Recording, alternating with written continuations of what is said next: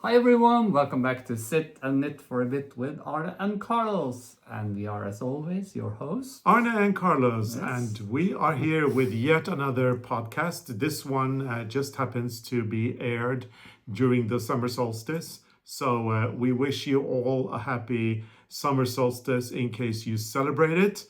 So the day that you're watching this, which is Sunday, is the official solstice day, which means the longest day in the year. Yeah. At least here, where we are in the northern hemisphere, it is absolutely the longest day. The sun sets a little bit after 11 where we live and rises again just before 3:30 in the morning. And those hours that we don't have sun, we have twilights. It doesn't really get dark. No.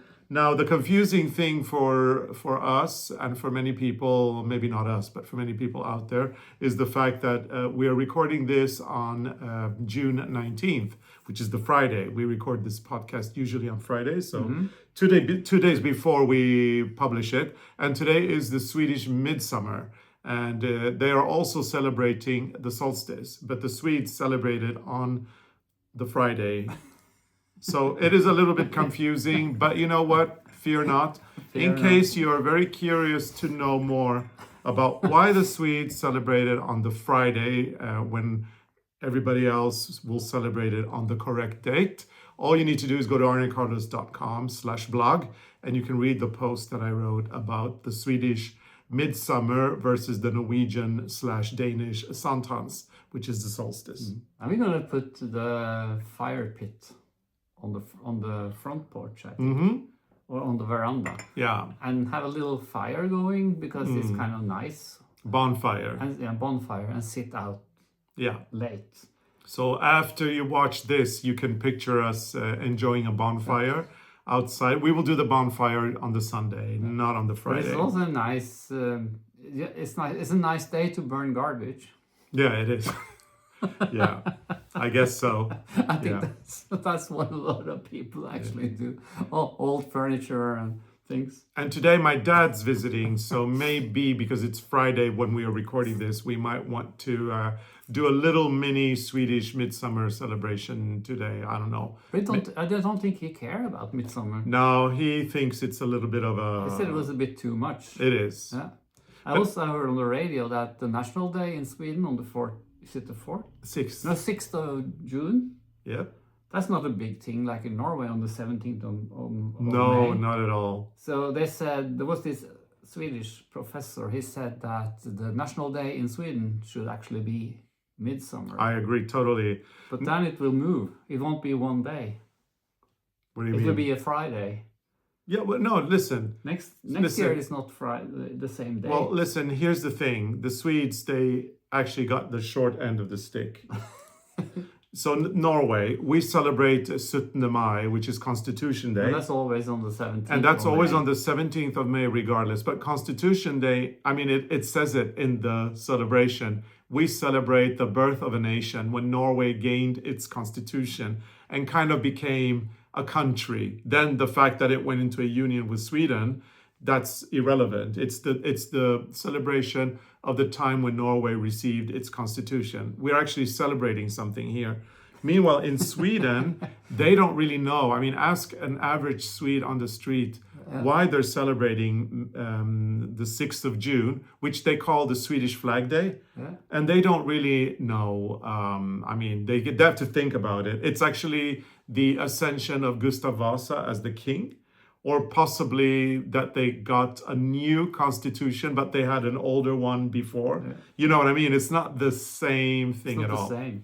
And when I was growing up, when I was a kid and went to high school in Sweden, usually the 6th of June was the date when, at least in my school, when the graduations took place, if it was on a weekday.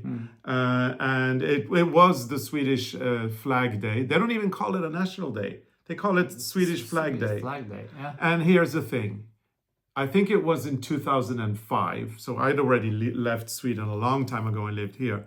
But in 2005, they decided that it would become a public holiday. It wasn't a public holiday until then, and you had to work on that day. So they made it a public holiday. But here's how they got the short end of the stick. Uh-huh. Because they were they needed to take away a holiday. Yeah, they took away one holiday. They took away Pentecost, and the Pentecost holiday falls always on a Monday. Always on a Monday. In Norway, we still have that holiday. In Denmark, they have it as well. And we're free on a Monday, which means you get a long weekend. You get a Saturday, a Sunday, and a Monday. And meanwhile, in Sweden, when they took away Pentecost and they now celebrate June 6th, they don't have necessarily the day off if it's on a Saturday or a Sunday. No. Or they have the day off. But if it's on a Saturday or a Sunday, it's a day off anyway. So they've actually got the short end of the stick. I'm glad you live in Norway now. I'm glad I live in Norway. Midsummer has always been a long weekend.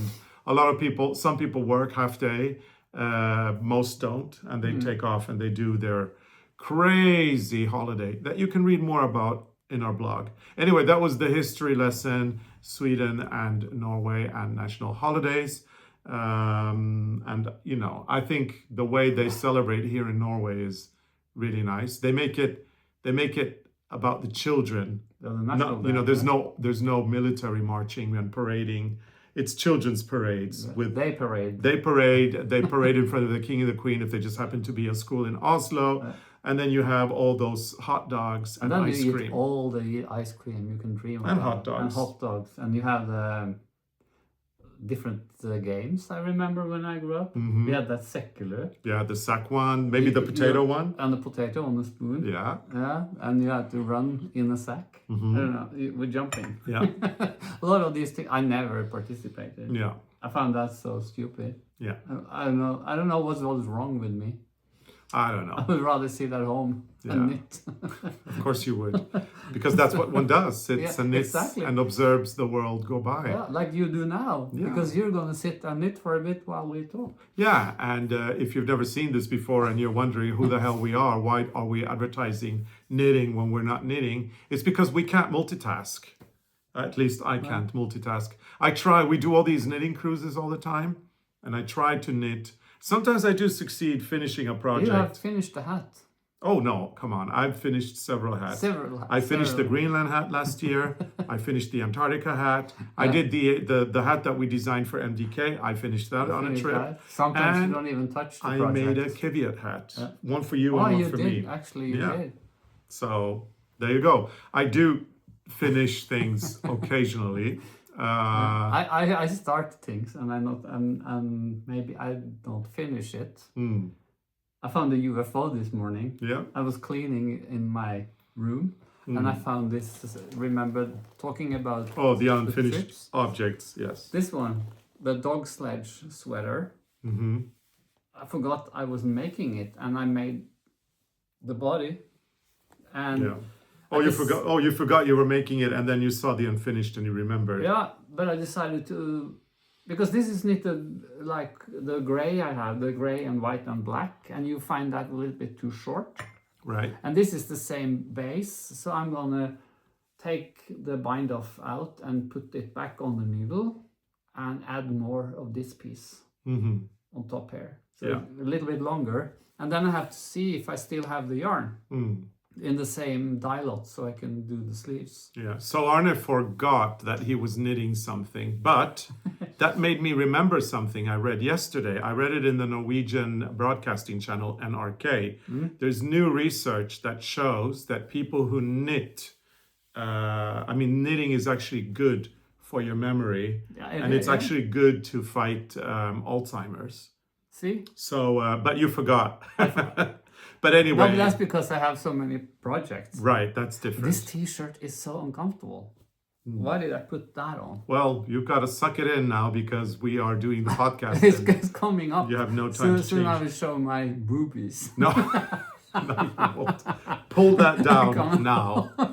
Or cover up with this. We don't want to see this that. This construction is so bad, see? Yeah, so what brand is it? I'm not going to shame them. Don't shame them. Okay, yeah, I saw it. But I'm not going to say. I'm not getting anything from this anymore. Okay. Arne and I also had a discussion about packing the other day. Oh, I had a nightmare. Nightmare. So I this can't is speak English. so we have friends who travel with carry-on always, and I was thinking, how wonderful would that be? So I made an experiment. I said, what if I bring 6 pairs of underwear, 6 pairs of socks, 6 t-shirts, 6 shirts, an extra pair of shoes, and some other personal stuff. What if I try putting all that in my carry-on? And you know what? It fit. So have you tried? yes, I tried it on in theory, I could travel. And where goes the knitting project? Exactly. The books? But here's the thing. I tried it and it worked for me. Now, does it work for Arne? No. No. Because the first thing he said when I told him that this is how I want to travel from now on, he said that where am I going to fit my knitting projects? And then I said to Arne, now let's do a little review of your knitting projects, because your knitting projects are usually very bulky and you usually don't finish them. Why don't you bring less projects and finish them? I need variation. That's what he said. Because I brought the socks for the folk costume or the stockings, and I'm almost down on the heel on one of them. And so I worked on that. And then I worked on this one. Right. The t-shirt. So effectively, this means that I can pack all my stuff and bring it in a carry-on bag. But because Arne can't, it means that I would still get stuck waiting for him and waiting for his bags. Exactly. And I mean, it's unthinkable that I would just say, bye, see you at the hotel, because I wouldn't do that. So we have no way of traveling with hand luggage only. As we did when we went to Chicago. We were in Chicago for 48 hours. That was it different. was wonderful going with only hand luggage. But we had two carry-ons. One each, yeah. And one extra, a bag, when we went home. But hand luggage. Hand luggage. We had no checked-in bags. No. And I wish we could do it, but alas, Arne is not ready for that quite yet. He thinks it's hard, and he thinks I'm being unreasonable. And then we've got that Sudoku thing. Have you seen it on Instagram? I tried that in my suitcase. It's a packing Sudoku where you have 3 tops, 3 bottoms, and 3 layered pieces. Put that in my suitcase, and then you take the suitcase and put it on the floor, and everything drops.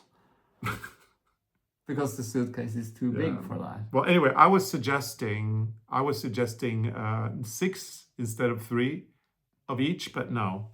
So I guess we're stuck for now with all the crap that we have to carry around. Yeah, but I need to. It's not only his stuff; it's my stuff too. But I still work on this. The t-shirt. I'm up to the neckline. I think it's time to do the rib, and when this is finished, I'm going to do another one. So on the next trip, I'm going to work on this one. Yeah. So I need to have a lot of yarn with me, and I need to have a lot of projects. Yeah. And last time when we went to London or to the UK, we were there for 12 days. I had 5 pairs of shoes with me. So, I mean, I am just as bad. What he brings in knitting projects, I bring in shoes. Yeah. But in Italy, we bought shoes also on the trip before. Italy was a little bit of a thing because I never used. Well, in Italy, I said to Arne, I'm only bringing 2 pairs of shoes, and Arne said, good, because I said I'm only bringing 1 pair of extra shoes because we're going on a garden. No, I said 2 pairs of shoes. I said I'm only bringing 2 pairs of shoes.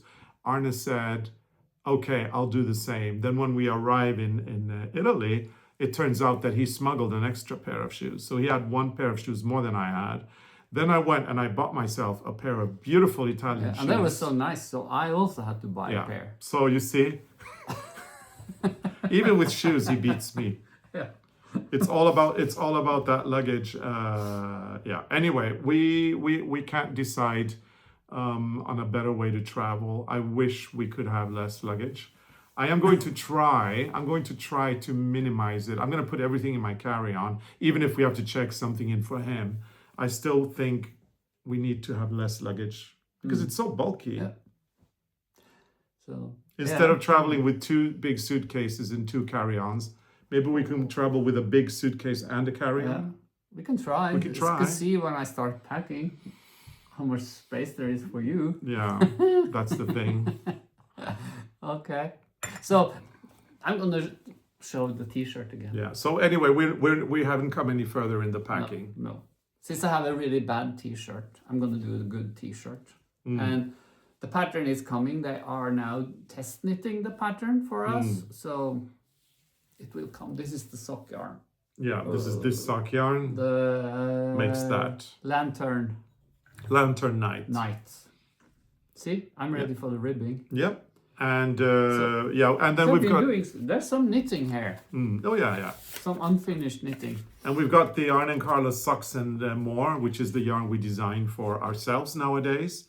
I was going to say the name of the company we used to do it for, but we don't do that anymore. So I don't have to. But anyway, so this is Bamble, and this is Lantern Night. And Arne is going to turn this into some really nice T-shirts. That will be my third nice color T-shirt. Yeah.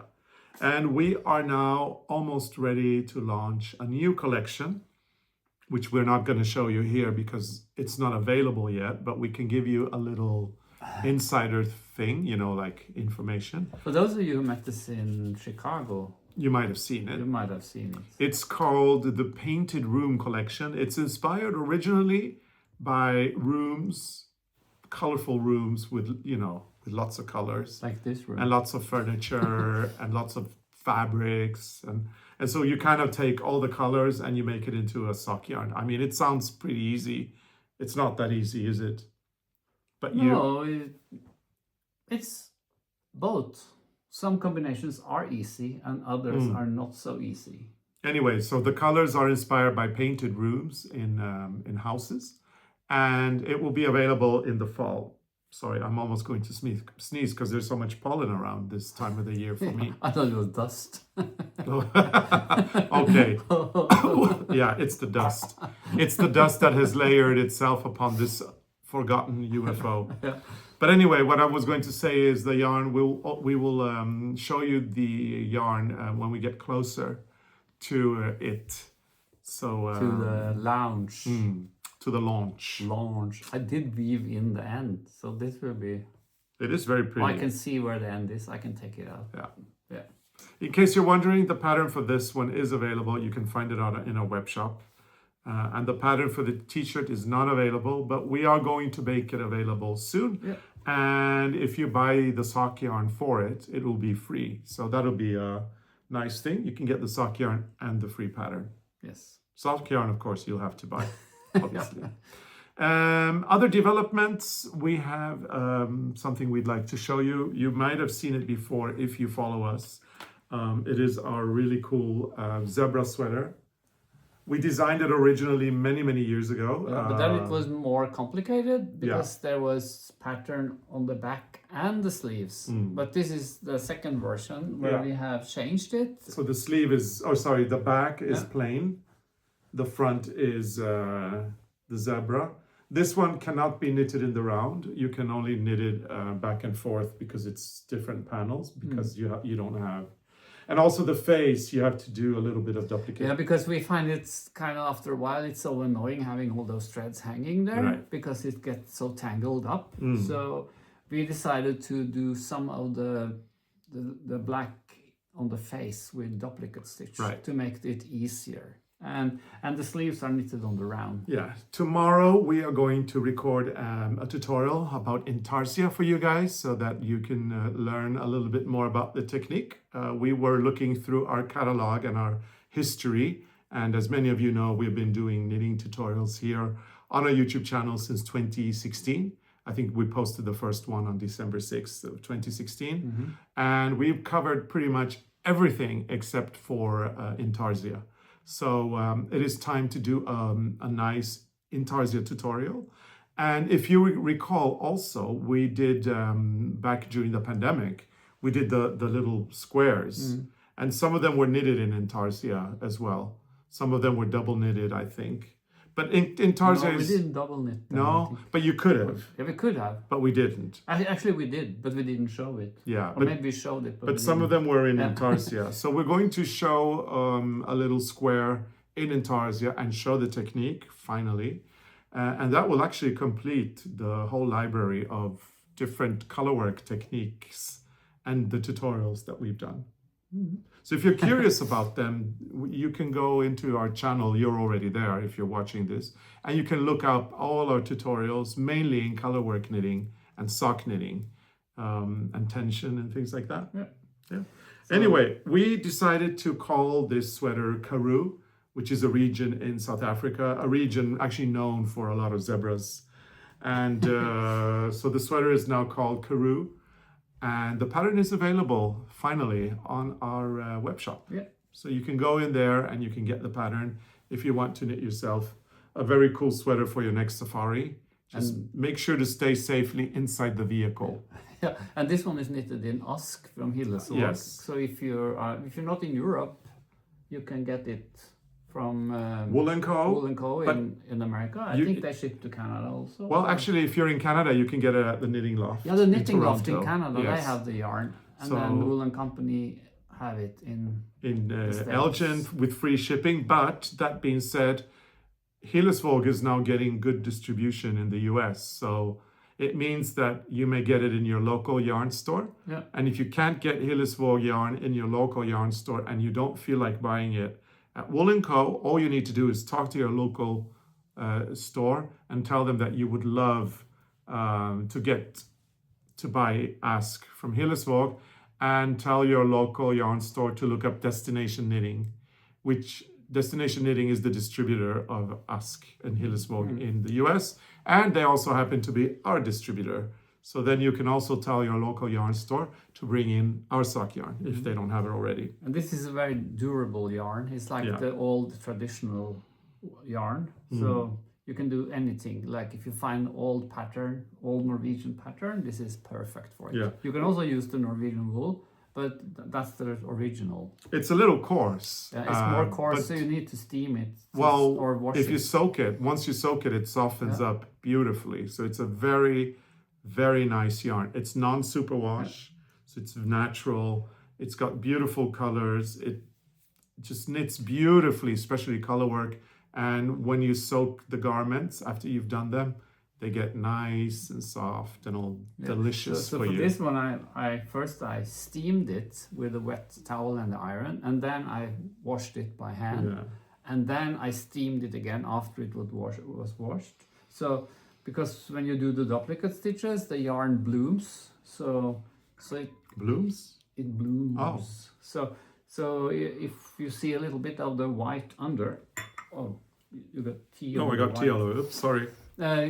Little bit of the white, it disappears when you put it in water. So I'm talking about zebras. I was cleaning up and I found this fabric, Which was a gift from our friends. Yeah. Well, while we were in South Africa. So thanks to Gretchen And and Silvana. Silvana, For this beautiful fabric. this is the Shweshwe fabric. Shweshwe. It's the traditional South African Shweshwe fabric in different colors. I used it on the jeans that I've been mending, and I always buy the blue and white, like the indigo style. And then I think it was Gretchen, you spotted this one, and I didn't see it. And I find this beautiful. very nice because I'm going to do, what you call that, the thing you put on the table? You're going to do little, what are they called What in are English? they called? Little tablecloths. No. They are table mats. Mats. The one you put on the table under your cutlery. Yeah. Under your plate and your cutlery. So 4 ladies. They're It beautiful. would be so nice. Yeah. So And that's my new project. Yeah, here's the whole. I'm not bringing this back into the drawer. I have to make it now. Yeah. Again, the Shweshwe fabrics from South Africa, they're usually quite stiff as well. You gotta wash it first before you do anything with them. I don't think I have any of the blue hair. They are very They're very beautiful. nice. They're actually not originally from South Africa. They come from other parts of the world, but then South Africa kind of embraced them and made them into their own with their own kind of designs. You may have seen Arne walk around wearing his denim that he has, his jeans that he has repaired putting the South African shwe fabrics and sometimes combining them with the Japanese indigo fabrics. Actually, I have two jeans. I have one with mostly indigo from the fabrics from Japan, and the other one has the shwe from South Africa. Shwe. But I only bought 1 meter of each. How stupid is that? It's not stupid. I can't do like a shirt. Yeah, it's not stupid. It's just, you know, you were fixated on other things when you bought it. You were thinking about the dolls, and then suddenly And I was thinking about like a patchwork thing. Yeah, But exactly. the fabrics are so nice, so you want to have a little bit of everything. That's the problem. Yeah, but you know, we have a deep, deep, deep love for South Africa, and we will go back anytime we get a chance. So it means you will have other opportunities to get the fabric, and maybe next time you can get a bigger quantity instead of a smaller one. One of the things we really love about South Africa is all the arts and all the making and all the crafts, including the fabrics. So going to Johannesburg, Cape Town, Durban, and going to the fabric stores in South Africa is a joy. Yeah. And we actually have, in case you didn't know, we have a trip to South Africa that we have organized. We're calling it Safari and the Art of Making.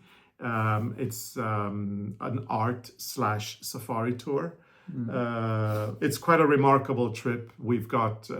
This is a trip like, what you call that? A lifetime thing. It is, Because yes.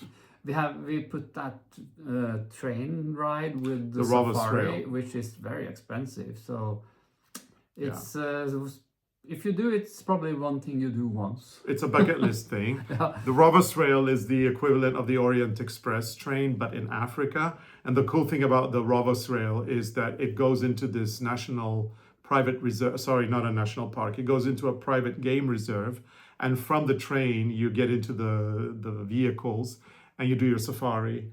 We're going to be doing that. We're also going to KwaZulu-Natal to see the Big Five there as well. So we've got 10, the trip is 10 game drives total, which is a lot. I mean, in 10 game drives, we should see all Big Five, including the elusive leopard. And then it's got all the crafts and the arts. We're going to the Museum of Modern African Art in Cape Town, to the silo, Site Mocha as it's called. We're going to Cowgirl Blues to learn more about dyeing indigo with the colors of the Cape. We're doing the shwe fabrics, of course, not only shopping, but learning more about them. And we're learning more about Ardmore and the beautiful ceramics that they do there. So if you're interested in the trip, you can drop us a line at arnecarlos@gmail.com. And we will give you more information about it. So it's arnecarlos@gmail.com. It's a very small trip. We're only accepting 20 signups, and there's still a few left. So in case you're interested and you have a dream of combining safari with some very beautiful making, this is the trip for you. And remember, 10 safari drives, that's a lot in a trip. So we're very excited, and we really hope to go back so that we can go fabric shopping again. And I brought out the fabric from Liberty that I've shown before.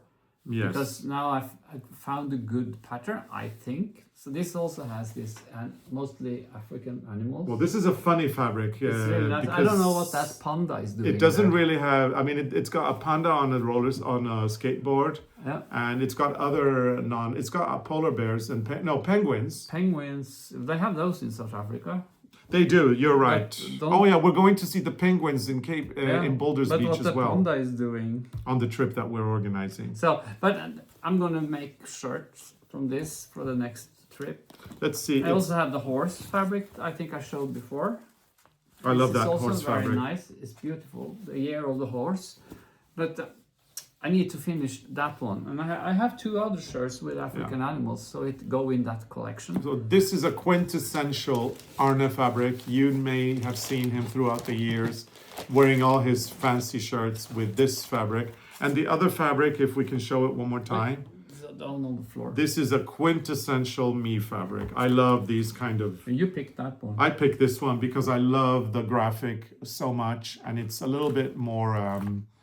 monochrome, or I mean, it's got black and white and gray. So it's a little more subdued, but not really. It's the print that I really love. So I'm expecting a shirt, Yeah, Arne. I'm going to do one prototype just to check the volume if we like it. So at first I found this one from Liberty, but this is like a cowboy shirt. And with that fabric, I think it's too much happening here with the front pockets, no. So it will be like, with all those patterns, it will be kind of messy, I think, because I know when you do the buttoning on the shirt, you want to have pattern matching. So I'm not sure when I start cutting, I might use more fabric that I was thinking.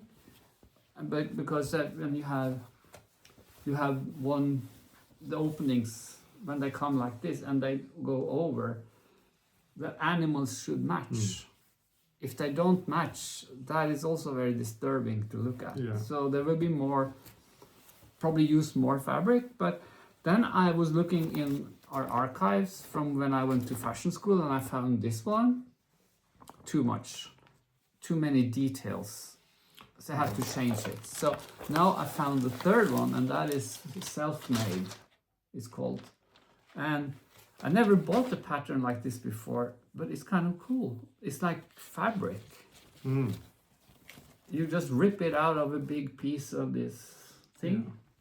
What you call that when it's like stumps, huh? Yes, it's got the little lines that you just... Yeah, and then you take it out. So now I'm going to see if this is a size that is good for both of us. So what I would like, Arne, because I have a shirt, or I have two shirts that I really love. They are from Italy. They're Italian. I bought them. You see? I bought them at the Homo Faber. Homo Faber means man makes, and it is the show in Venice that they have at the same time as the Biennale, so every second year or every other year, even numbered years. And it's beautiful. It's oversized, but it's got a really nice shape to it. And the dropped shoulder. I love maybe I need that to shirt. get the bigger one size also. And you can't just get a bigger size. You need to use the shirt that I have, and you need to copy that pattern. Well, yeah, then I can draw this out and work from this. Yeah, right. You can work from that. Just take measure on your shirt, and then I put this on paper. And create, because it's got like there's a little ballooning going on in it, which I love. It's really one of my favorite shirts. Well, that and the denim shirt that I had to work so hard to get. And working hard for, I don't mean saving money. I mean working hard to get the security tag off the shirt. Not because I stole it, but because it got stuck. You may remember that I fixed it. That I bought a shirt a few months ago, and they gave it to me with the tag still on. Yeah, anyway. But this model is kind of a wider model. I think this is this one. Let's see. It's not so wide as you like, maybe, but... Oh, yes, it is. It's wide, it's relaxed. It's a relaxed volume. Yeah. But maybe if I go up a size, then you will have it even more relaxed. I don't want you to go up a size. I want the Homo Faber shirt. You want me identical. To yes, I want you to... I don't want you to copy the shirt. I want you to just do it. The pattern for the cut in a similar way. I love that shirt so much. This piece was wrinkled. I had to put this back in the envelope. Anyway, I see myself walking around in the wearing it's this way. Yeah. I really do see myself wearing this shirt, don't you? I do. You will look so good. You will look fabulous. It's very nice. Yeah. I also found this one in the stash. This is a... Well, I can do this with your shirt. I can take it apart. No, I love the shirt too much for that. Because this is something I worked on years ago. My plan was to do shirts from something I liked, and I took this apart. Okay, listen, my dear. This is short sleeve, and I don't think we can get into this anymore. Listen, all you need to do, because you know how to pattern construct, all you need to do is take my shirt, put it flat on the floor. I'll measure it for you. I know, I can do it. I know how to measure the exact measurement so you can get the exact pattern. And then we just measure it, and then you make it from that. But this was a good one back then. And you add the seam allowance and everything. Yeah. But this was a good shirt back then. Okay, I don't remember it. No. But I don't have the overlock anymore because when we quit working in the fashion business, I was thinking I'm not going to sew anymore. I kind of had it with sewing because we had to make all the collections ourselves in the beginning, and then our nephew's wife, she started to sew, so we gave the overlock to her, and we don't have an overlock anymore. But I have decided to do French seams. Whoa. That is so much nicer than zigzag. How is your? Can I lift it? This one has French seams. Yes, of course. It's a good shirt. Yeah. This one has problems. So, just to pull it down. It's end up around it. Yeah. Because it's creepy. So Okay, then you guys know that we've been traveling a lot in May. On our last for the noise, I'm going to clean up. in our last sit in it for a bit, we had been to Italy, and we were on our way to the UK. We're now home, where we're going to spend our summer, and we'll continue our podcasts as usual throughout the summer. But we had a really nice time in the UK. We organized a garden tour for a small group. We were 20 people, and Arne and myself, and a lovely, amazing tour leader who we really love, who specializes in Jane Austen. Yeah. And she took us to see all these wonderful gardens in Somerset, Devon, and Cornwall. It was a great time spent. So, what was your favorite of the new gardens? We saw? Well, I loved returning to Helligan, of course. Iford Manor was beautiful, the garden. And what was it called again? Was it Longstock Water Park? Yeah, that was also That was very nice. I think Iford was my favorite. It's beautiful. I think they were all nice. And it was great going back to Bath again, a city that I really do love. I love the Georgian architecture of Bath. Funny thing though, we had rather cold weather in Italy the day we were on the lake, on Lake Como with a boat. It was windy. A private boat. It was windy, rainy. And when we arrived in Bellagio, I had to run and buy myself a sweater. And the weather was completely the reverse in England. There was a heat wave. Yeah. And we were very thankful that we were not in London, where it was at its very worst in terms of heat. They said in the news that there was a heat record in London for May. Yeah. It was 31 or more. 32. It was warm. 32, I think.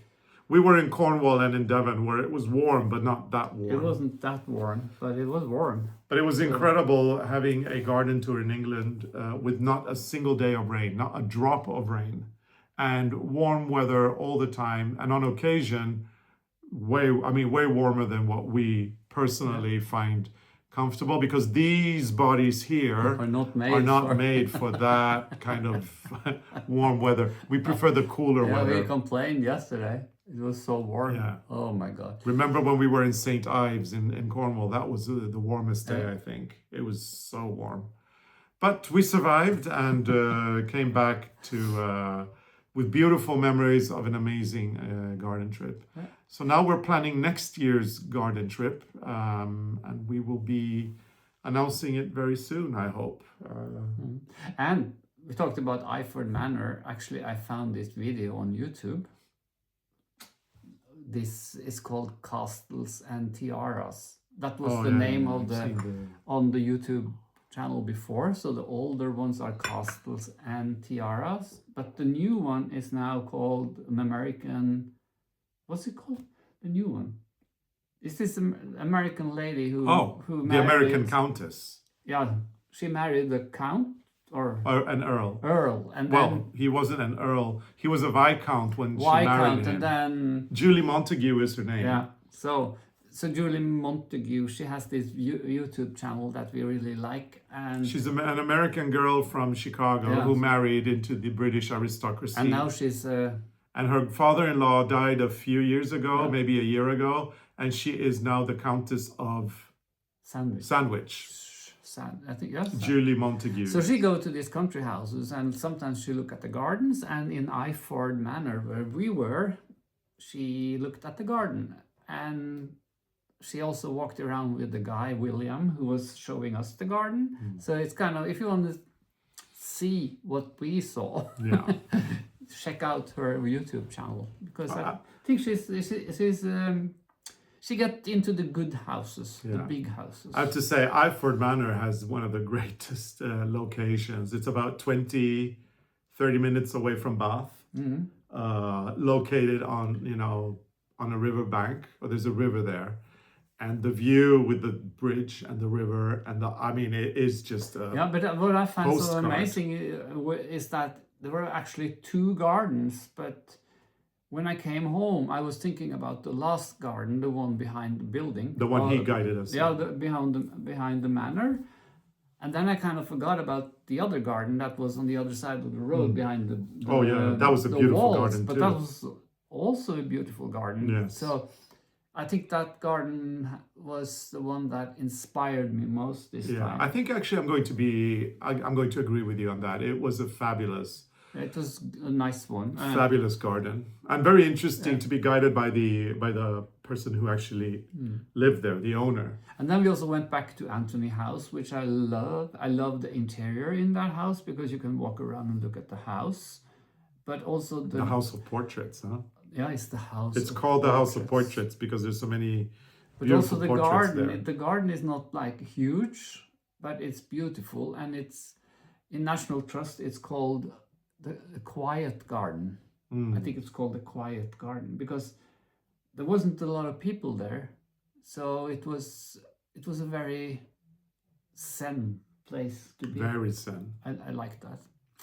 So we've seen a lot of nice things. We have, yes. And also, we have to show this one. Because when we, on this trip, we got a gift from Lila. Our friends, yes, in Canada. So she gave me the Mad Hatter, or us actually, it's for both of us. The Mad Hatter doll. So he was with me in Anthony in the garden, so I took a picture of him in the garden. Then one of the guides told me that he wasn't actually in the garden because that was Alice in Wonderland. She was in the garden, but he was in the garden because she fell in that rabbit hole, and she found him. Yeah, but he under the ground. But he wasn't filmed. He wasn't filming. No, he wasn't filmed there. But the rabbit hole is in the garden. Right. So the Mad Hatter must be there somewhere. And then I also found this one. Wednesday Addams. Where did you find her? In Cornwall? In Cornwall. And she's going to be on the tea party with the Mad Hatter. And let's see what's in her backpack. Because I'm going to do a table and I'm going to put it in chairs, and he will have a tea party with some strange friends. Now this is the thing, or what's it called? Oh. Cute. I love it. So no. Stupid. It's very you. I'm not going to say it's stupid because you love it, and I'm here for you, and I'm here to support you. Yeah. And I mean, it's not what I buy, but it's what Arne buys. And but there will be a bookshelf now in my studio upstairs, and I'm going to make a long table and put on a lot of porcelain and food and stuff, and then the Mad Hatter will be on one end and Wednesday Addams on the other end, and then I have to put some other strange things around the table. Yeah, there will be a Mad Hatter tea party. I love it. So it's going to be fun. Last but not least, we visited a fantastic exhibition when we were in London at the V&A. Yeah, that we wanted to talk about, and we got the book as well. And if you are in London this summer, don't miss it. Don't miss the Schiaparelli exhibit. It is really phenomenal. This one. Yeah. This is the book from the She was a couturier, set up her house in Paris. She was Italian, Elsa Schiaparelli, and her work was very inspired by the Surrealist movement. If you have seen the upside down hat which is the shoe that is actually a hat, that it's upside down on the head, or the lobster dress. Those are very famous Schiaparelli garments. There were a lot of beautiful pieces there, lots of really beautiful suits, very well made, with some incredible buttons, where the buttons were the kind of surreal thing. There was one jacket that has buttons that look like drums. Right, yeah. Small drums. And when you looked at it, it looked like the drum came out.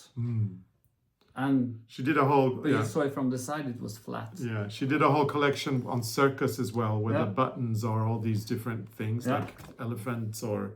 Very, very cool. Some amazing knitwear to admire. The trompe-l'œil, where you have like a sweater and it's got a bow.